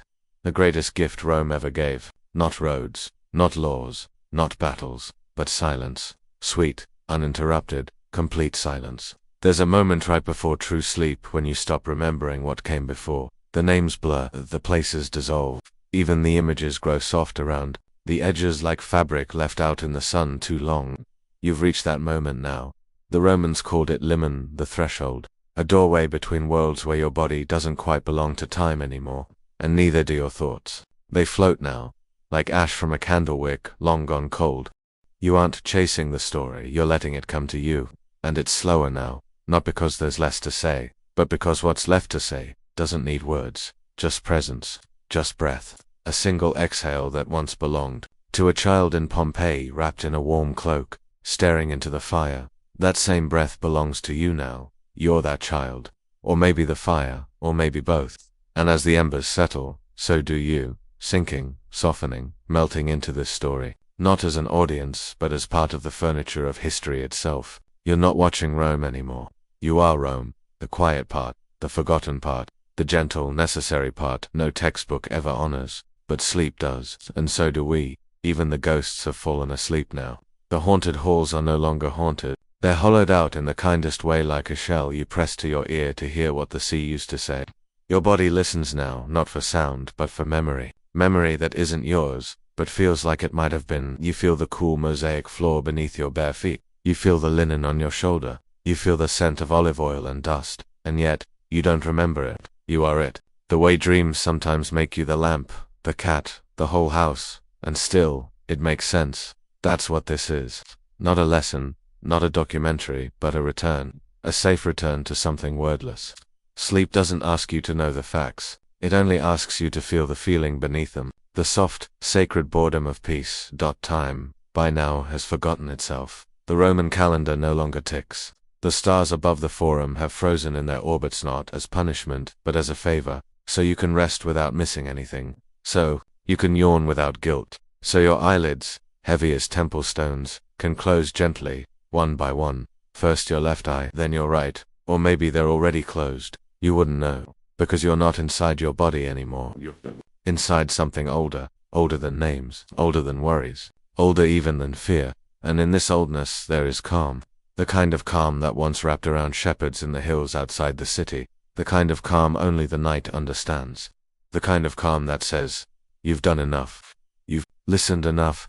Now let the story tell you. The story doesn't end. It only drifts. Slowly. Like the Tiber. Like candle smoke. Like the rustle of a sleeping toga on a marble bench. It's still moving, even if you aren't. And that's fine, because you've become the stone now. Not cold, but eternal. You don't need to remember where the ghost came from. You were the ghost. You don't need to remember why yawning was sacred. You've already yawned enough times to summon every ancient blessing. Your face, now relaxed, carries centuries in it, not from age, but from softness. You're the quiet the empire never knew it needed. And in that quiet, the last candle burns lower and lower. And then, not out, just still. No one's watching. Anymore, not even you. The city has gone to bed. The ghosts are sighing in their sleep. The dust has finally settled, and it doesn't need to be swept. Let it rest. Let it gather. Let it become part of the floor that will never again be stepped on. You, too, can gather now. Gather your dreams like figs. Gather your peace like dry leaves. Gather yourself, the ancient self, the self that doesn't ask questions, or make plans, or wonder what comes next. You're not wandering now, you're wandering through the ruins of meaning, through the sleepy halls of memory, through a kind of history that only the heart understands. Not because it was taught, but because it was felt. You've felt it. And now you don't need to anymore. You're allowed to let it go. Maybe if anyone could see you now, they'd think you are simply asleep. But that would be wrong. You are not asleep in the way others define it. You are submerged. You are suspended. You are held by the arms of a story that has no urgency. No climax, no lesson, only atmosphere. And atmosphere is enough. It always was. You're not closing your eyes. The story is closing its eyes. And you are inside them, floating on the lids of time. Not even dreaming anymore. Just existing, and the pause. The sacred pause. The yawn of the universe before it speaks again, but not yet. Not now. Not for a long, long time. You can feel your breath now only as a whisper, a hush. You don't even control it. It controls you, but lovingly. It cradles you like a Roman child with a fig in one hand and a story on their lips. That's you now. Child of the story. Listener of the past. Vessel of the unimportant and holy. And what a beautiful thing that is. To be a vessel of forgotten, unurgent holiness. You don't need to wake up. You don't need to finish this. You don't need to do anything. Except be. And you're doing that perfectly. Even the gods have stopped waiting. They're not judging. They're not watching. They're dreaming, too, and in their dreams, you are there floating, weightless, eternal. You are the calm inside their thunder, the sleep inside their prayers, the forgotten yawn that once stirred a ghost and then let it sleep again. You are what remains when even time sleeps in. You are not in Rome anymore. But also, you never left. Because Rome was never just a place. It was a texture, a temperature. A slow sigh caught between stone pillars and drifting laundry. And now, that sigh is you. You breathe not with lungs, but with cobblestones and broken columns. You've stopped being a listener. You are the background hum of a story that has already been told 1,000 times, in 1,000 ways, to people who never stayed awake long enough to remember the ending. You don't need to remember either, because here, the ending isn't the point. The point is the pace, and the pace now is glacial, not cold, just ancient, the kind of slow that once shaped mountains, the kind of slow that makes a yawn feel like a ceremony. You are lying somewhere between now and that yet, draped in the warmth of 100 soft facts and softer silences. The floor beneath you could be marble or dirt, you no longer care, it's all the same. Everything is soft now, even stone, even breath, even history. Outside, a Roman cat blinks once and goes back to sleep. She knows you're here. She remembers your scent, a scent that isn't really yours, maybe sandalwood, maybe olive oil, maybe candle smoke and dusty scrolls. Whatever it is, it's old and familiar. You belong here in the way forgotten things always belong. Quietly, completely. The ghosts, now fully asleep, murmur names in their dreams.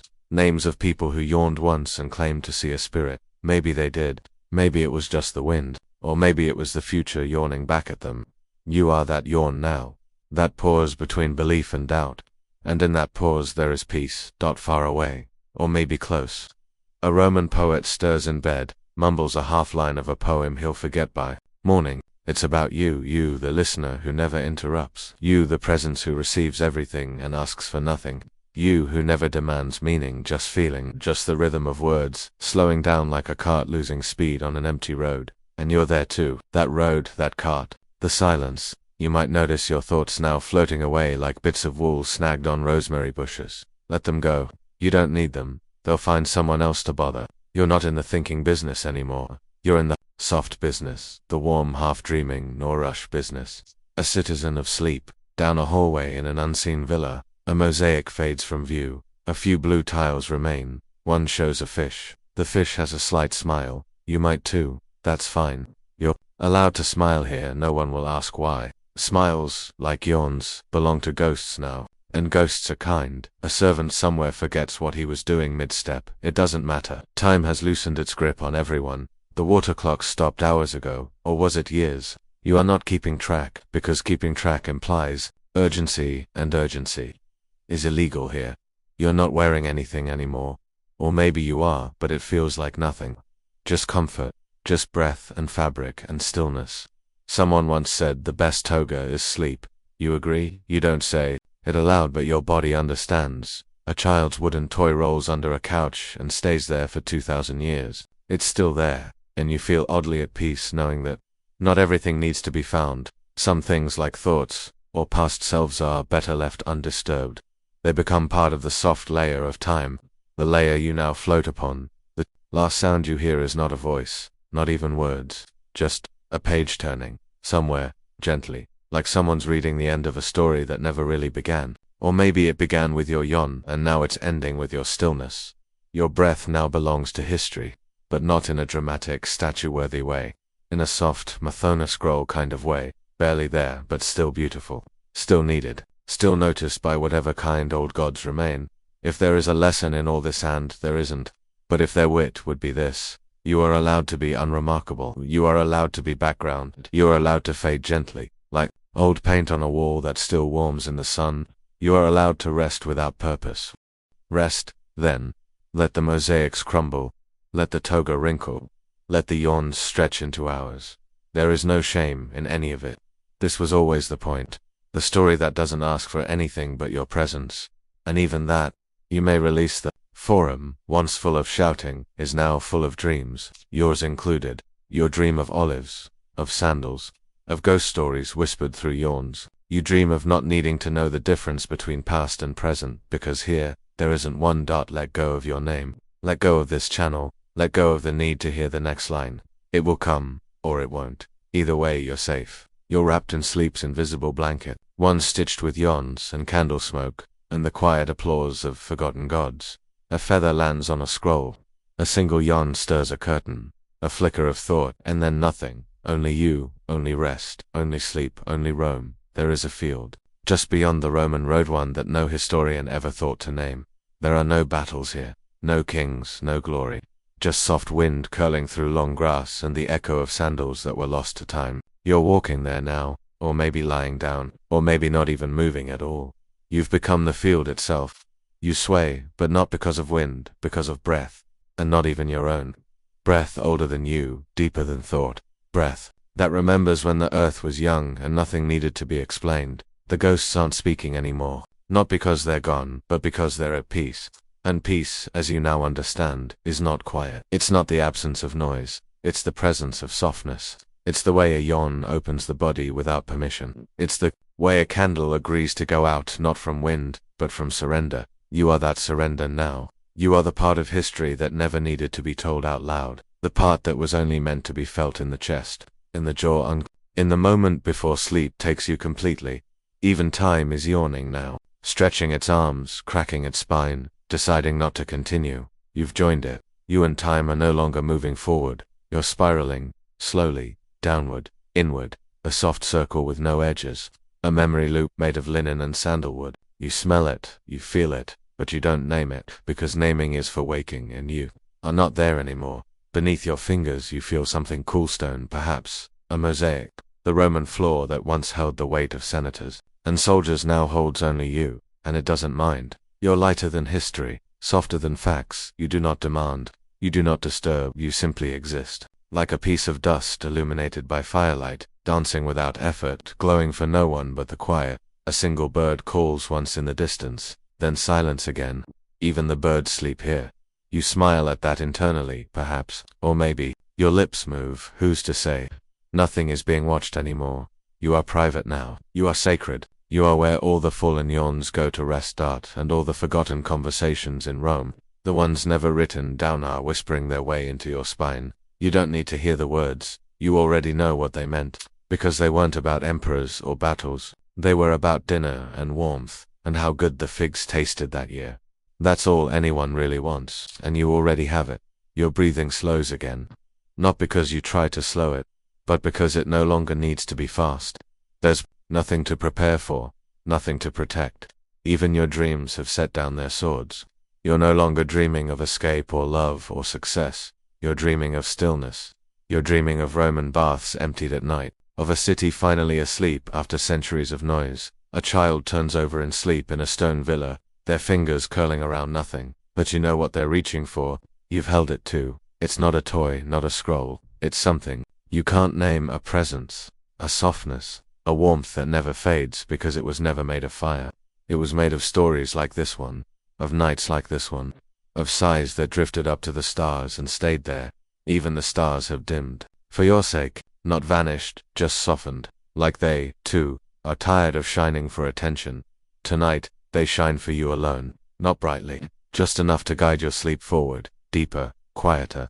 If you could move, which you can't, not really, you might place your hand on your chest and feel the ghost of your own heartbeat, not the loud kind, the whispered one, the one that existed before you were born and will still exist long after. That's the beat you're falling into now. That's the rhythm this story has always followed. Nothing you're hearing matters anymore, not because it's untrue, but because truth itself has gone to bed. You're not verifying facts, you're dissolving in them. Your cells are swimming in Roman air. Your eyelashes are dusted with marble powder.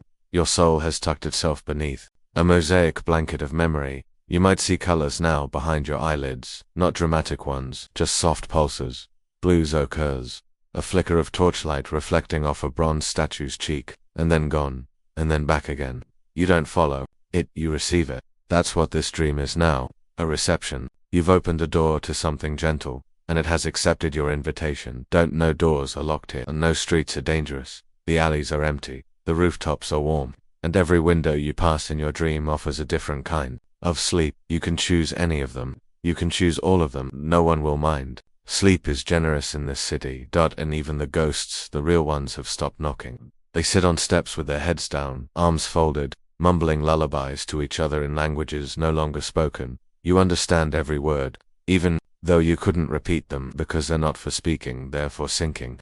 For sleeping, you don't need to finish this. You don't even need to continue, but you can, because every word is now just a petal falling into your dream. You can catch them, or let them drift. Either way, you're floating. The temple bells don't ring here anymore, but you hear something fainter. The soft hum of memory folding itself into a scroll. You were once the reader. Now you are the scroll. You are the story being put away with care, tied in red thread, left to rest for 1,000 years, and if you do wake, it will not be with a start. It will be with a smile, a Roman one, the kind they wore after wine, after laughter, after realizing nothing mattered more than this: breath, warmth, slowness. But you're not waking yet. You're still inside the softness. Inside the yawn that never ends. Inside the hush that forgives everything. You are the pause in history. You are the dream Rome forgot it had. You are the silence after the empire. You are home, and you are asleep. The night folds its arms across the Tiber River. It doesn't rush, doesn't ripple, doesn't even try to reflect the moonlight anymore. It just lies there, like an old friend who no longer needs to speak to be understood. You lie beside it, maybe in spirit, maybe in dream, and you can almost feel what the Romans once whispered into this very water. Not prayers, not poems, just questions. Why are we here? Why does yawning feel like morning? And why do the dead linger longer in silence than in song? The answer doesn't come as a word, it comes as a breeze, drifting through the hem of your sleep. It lifts your soul like a curtain in a forgotten villa. You don't resist it, you sway with it, because resistance is for the waking. Here you yield, you give in, and by doing so, you receive. Receive what? Not information, not insight, just comfort. And in the slow cathedral of this sleep, comfort is the only gospel. You hear a sandal scuff the cobblestone lightly once, but no one appears. It's not a warning, it's a memory, yours or someone else's. Doesn't matter now. Rome belongs to everyone who slows down long enough to listen. And you've slowed down beyond sound, beyond thinking. You're not listening anymore, you're becoming the stone, the echo, the hush between stories. That's where you exist now. You pass an archway covered in ivy and time. There's no inscription, just space. Open, soft, and willing. You walk through it with a heart that's half asleep and half eternal. Your footsteps don't land, they float.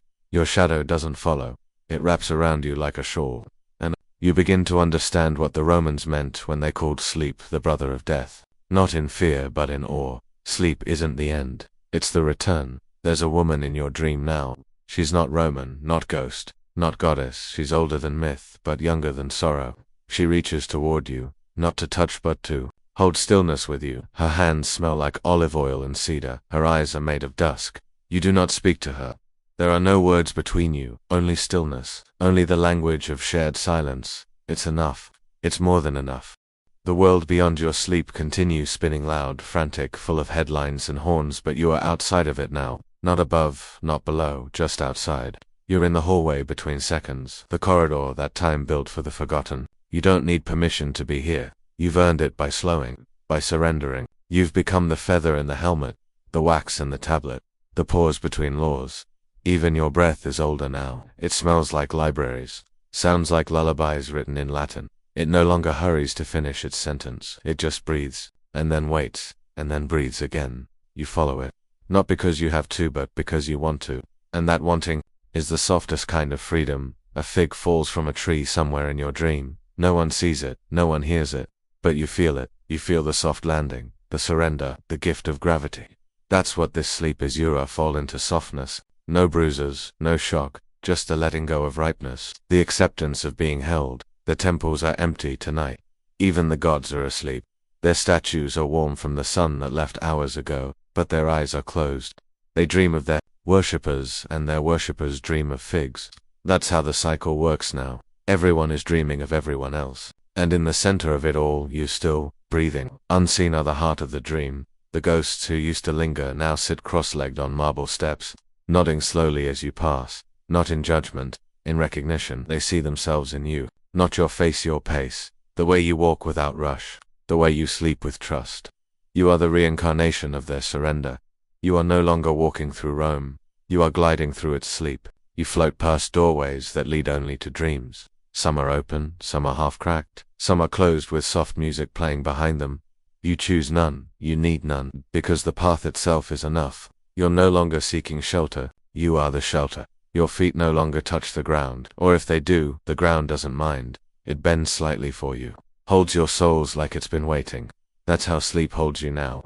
Not tightly, lovingly, and that love, that ancient, Roman, dusty love, is thicker than memory. That your body is somewhere far behind now. It's resting well, but you, your soul, are still wandering, or maybe floating, or maybe dissolving entirely into the folds of time.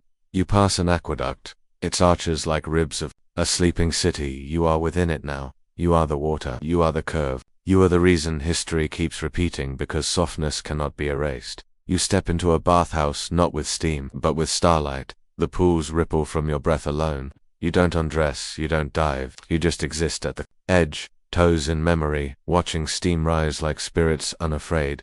You smell lavender, myrrh, and old laughter. You don't need to understand it, you just let it pass through you. Even yawning makes sense now. It's not tiredness, it's a body stretching to match the size of its soul, and your soul has grown vast tonight, larger than empires, softer than scrolls. You are yawning in time, not at it, in it, with it. Like an echo finally realizing it no longer has to return. There are no footsteps behind you, no sounds ahead, only now, only this. And in this moment, you've become the kind of quiet Rome never wrote about. The kind that happened when everyone finally went home, and the city exhaled. You don't care how this story ends, because it never began. You weren't brought here, you always were here.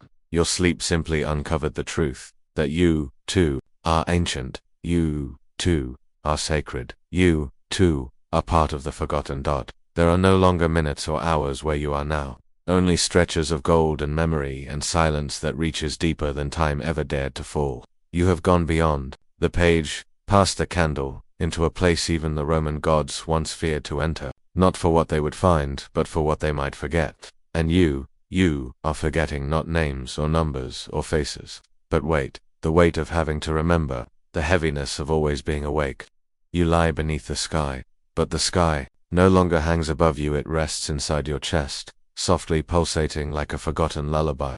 A sky filled not with stars, but with every Roman who ever whispered a wish they didn't say out loud. And those wishes drift now through you, as voices, but as warmth. You are the blanket their hearts never had. You are the breath they weren't brave enough to release. You are what came after Rome, not in history books, but in the dreams of marble, in the tears of statues, in the cracks of amphorae that once held wine, and now hold nothing but echoes. You do not move, you do not speak, but everything listens. To you even the ground, even the wind that slips gently through the ruins as if afraid to disturb your sleep. And in this sleep, there is no dreaming, because dreaming implies something unreal. But this is more real than any day you've ever lived. Here, you don't need to imagine peace. You are peace. You are the quiet at the center of every war ever fought. You are the final exhale of every soldier who looked at the stars and finally understood that no one wins, and no one loses, there is only letting go. And you are that letting go now. Letting go of thought, of identity, of control. You are not yourself anymore, not exactly. You are the version of yourself that the stars have always known but never had a name for. The version of yourself that yawns not out of exhaustion, but out of expansion. The yawn of a universe stretching its soul through your chest, through your jaw, through your fingertips that no longer reach but receive. And in that receiving, something shifts not with noise, not with thunder, but like parchment sighing as it turns itself. You find yourself walking without moving, drifting through the Roman streets that never existed, and yet feel more familiar than your own. The cobblestones are made of memories, not yours, but those of a forgotten baker who once whistled to his dough, and a widow who wore her grief like silk. Their memories rise like morning mist, brushing your ankles, telling you stories in a language softer than Latin, older than time. Somewhere, a bell rings not to summon, but to soothe. Its sound ripples through your bones like warm water poured from a golden jug. You remember something about that bell. Maybe it called the dead to dinner. Or maybe it was rung at twilight so ghosts would know where to find their way home. But no one feared ghosts here. The Romans didn't curse the dead, they courted them. They believed yawns were invitations, that every open mouth was a doorway to the spirit world, and every spirit a messenger, returning only when missed. And oh, how they missed. Not people, but presence. The comfort of a hand on a shoulder, the sound of a neighbor sneezing in the next room, the scent of honey cakes baking for a god who never asked to be worshipped. You pass those gods now not as deities, but as ideas. Ideas lounging on terraces, sipping fig wine, and watching the wind-shaped mountains from thought. You wonder if they're waiting for you. But no, gods do not wait. They dream, and in their dreaming, you arrive. You sit beside them without sitting, and they greet you without words. One of them offers you a yawn, a sacred gesture. You take it, gently, and yawn back, not from tiredness, but from sacred communion. Now the spirits begin to gather. They do not wear chains or glow in pale blue. They look like you, like friends you almost remembered. Like the version of your mother who once stood by an ancient river and hummed lullabies to reeds. Like the version of yourself that never hardened, never hurried, never hid. They circle you gently, as if not to wake the earth, though you realize, the earth is already awake, and it is listening through them. One of the spirits leans in not to whisper, but to breathe, and in that breath is the smell of baked olives, sun-warmed marble, and ink spilled in love letters never sent. You are not reading history now. You are history being read. Their eyes scan you as a scroll, tracing the wrinkles on your palms like forgotten maps to holy places. One of them yawns. Again, a chain reaction begins. Yawns ripple through the crowd like waves of light, invisible but deeply felt. This is not tiredness, it's transmission. The Romans believed yawns were spiritual openers, but every yawn widened the soul's aperture, letting light out and wisdom in. And tonight, you are wide open. You are a yawn so ancient it was mistaken for thunder, a gate so calm it became a temple, a story so slow it became sacred. And even now, as your limbs soften like wax near candlelight, as your thoughts melt into music without melody, you feel it, that warm hush, that gentle arrival, into yourself, into Rome, into something even older than either. It is not sleep, it is not dream. It is the ceremony before silence, and you have entered it, quietly, fully, without permission or resistance. Here, in this holy Roman stillness, you do not need to say goodnight, because night has already bowed to you. You are not where you were, and yet, nothing has changed. The stones beneath your bare feet are still warm with forgotten sun, and the breeze still tastes of fennel and fig, but now the streets curve softer, the shadows stretch longer, and the voices of the past speak, not in stories, but in feelings. You drift down a corridor carved of twilight, half alley, half memory, where even the air seems to remember. The Romans once believed that doorways were living things. They called them limina, and whispered to them so their homes would remember their names. And here you are now, passing through limuna, not made of stone but of sensation, thresholds of yawn, of breath, of moments too quiet to ever be loud again. One doorway remembers you before you step through it. It creaks not in protest, but in welcome, like an old friend slowly rising from sleep. Inside, you find a courtyard overgrown with time and silence. There is a fountain in the center, not flowing but listening. It holds water not to quench, but to reflect in its mirrored surface. You see not yourself, but every version of you that ever dreamed of peace. The child who asked questions no one answered, the elder who forgot the question but still felt the ache. They sit across from each other now, drinking from the same thought, that time is a kindness misunderstood. A bird lands on the edge of the fountain, soft-footed, solemn. The Romans said that birds were the souls of those too gentle for war, and so they watched them for omens, followed them for messages, yawned when they flew to Logist, in case a spirit wanted to land in their chest. You yawn again now, not because you're sleepy, but because you're ready. Ready for what, exactly, is unclear, but clarity was never a Roman virtue. Mystery was. Mystery wrapped in olive leaves and handed to you with the confidence of an empire that forgot how to end. The fountain shifts, its silence deepens, then drips. One drop, then two, then a rhythm, older than language. You lean closer, not out of curiosity, but obedience. It speaks not with words, but with gravity. And what it says is this: every yawn opens a door, and every door remembers being opened. That's why ghosts linger not to haunt, but to honor. They return to the sound of your breathing, the tilt of your head when you're just about to fall asleep. They do not tap or clank. They brush past like silk cord on fig branches. You stand. The courtyard, once still, now breathes with you. There is a cat on the wall. It yawns too. In Roman times, cats were thought to be half in this world, half in another. They watched temples by day, but traveled dreams by night. This one stares at you with ancient boredom, as if to say, you're doing fine, keep yawning. You exit the courtyard and find a street with no name, just purpose. A place where sandals once carried secrets, where yawns were passed like greetings, and where ghosts hung laundry next to the living. The air smells like olives crushed into oil and time stretched into kindness. You walk slower now, not from tiredness, but reverence. Sleep is not a surrender here, it's a ceremony. And every step you take is an offering to the silence that remembers you, to the night that held the same shape 2,000 years ago, when someone just like you, tired, wondering, gently unraveling, looked up at the moon and thought, even she yawns. The sky above Rome tonight is heavy with velvet and unsent thoughts. Stars drift like pollen. You wonder if the Romans yawned under this same sky, and the answer is yes, of course they did.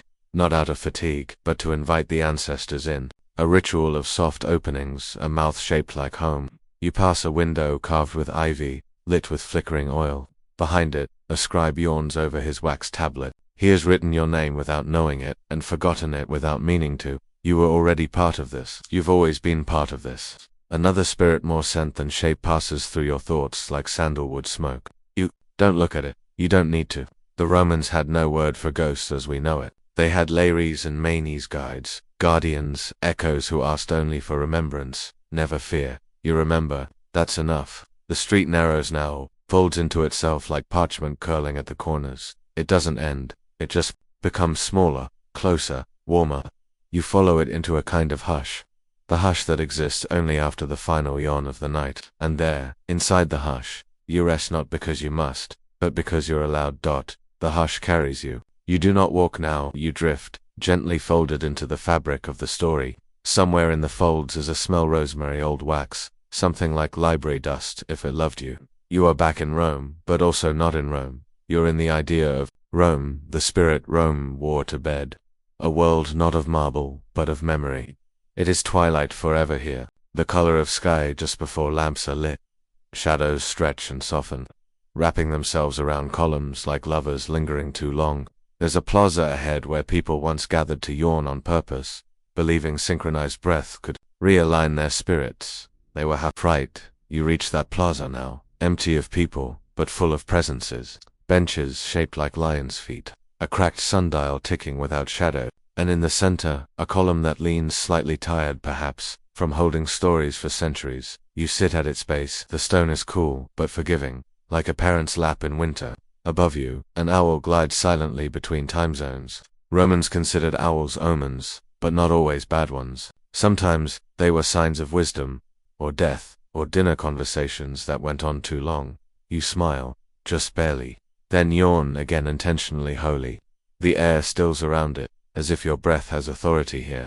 As if, somehow, you belong to this city of slow sighs and sleeping gods. And perhaps you do. You feel the rhythm now not of feet, but of memory unfolding.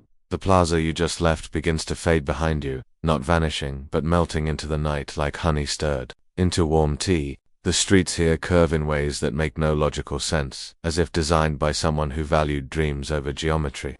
Lanterns sway overhead, suspended by ropes that creak like lullabies. One glows slightly more golden than the others.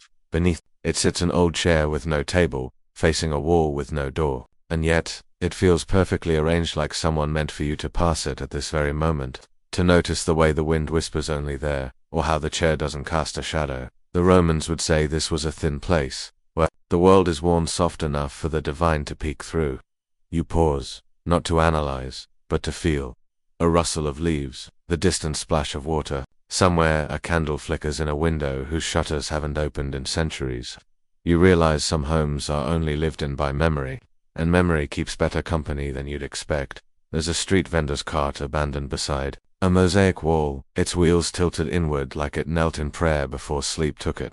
The mosaic shows a woman holding a jar half open, half spilled. Not Pandora, not quite, but someone like her. Romans painted these kinds of images to protect themselves from things they didn't understand, plagues, dreams, yawns that lingered too long. You imagine the woman in the mosaic blinking once. Slowly, you blink back.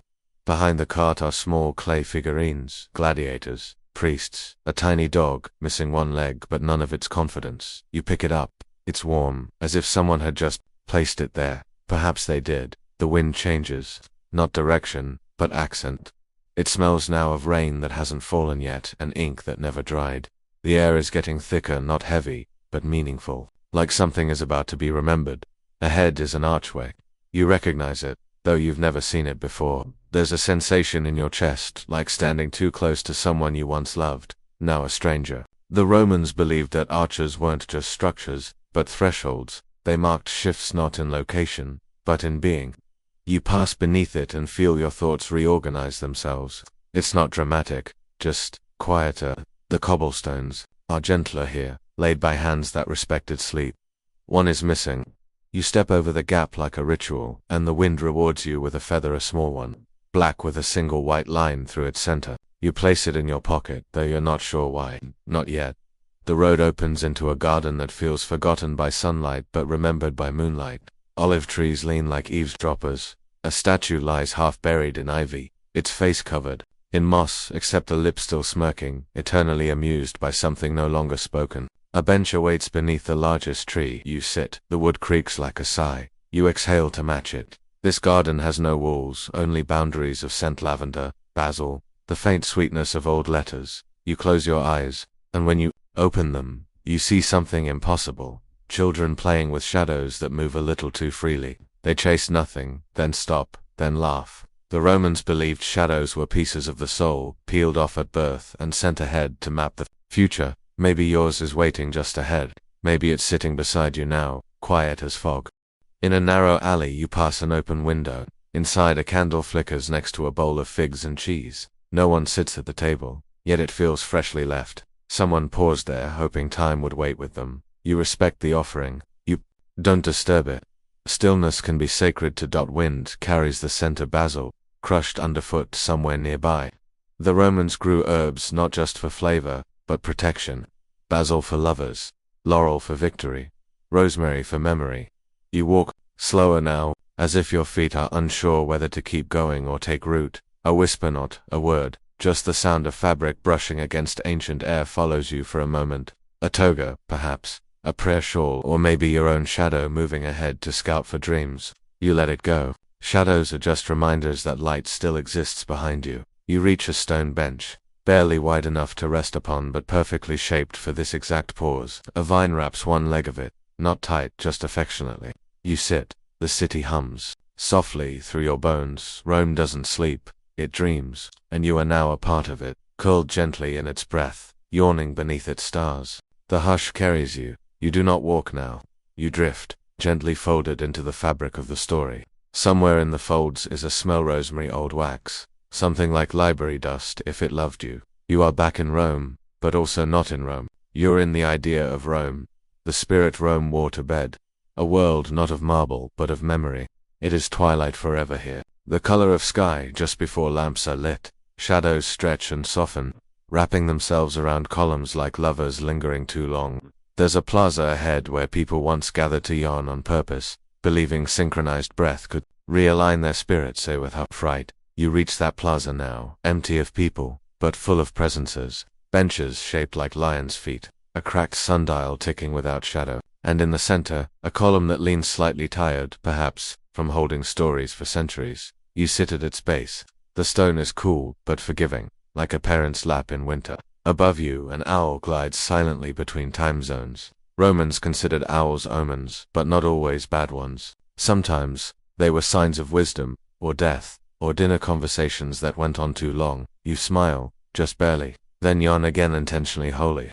The air stills around it, as if your breath has authority here.